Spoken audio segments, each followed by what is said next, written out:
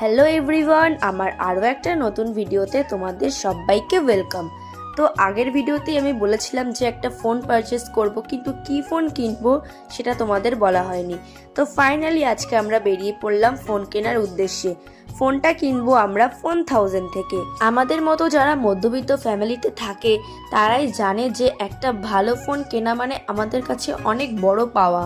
আমরা অনেক দিন ওয়েট করার পর ফাইনালি চলে গেলাম সেদিন ফোন কিনতে, বাট দুঃখের বিষয় আমরা সেদিন ফোনটা কিনতে পারিনি।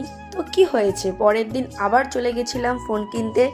তো ফাইনালি আজকে আমরা ফোনটা নিয়েই নিলাম।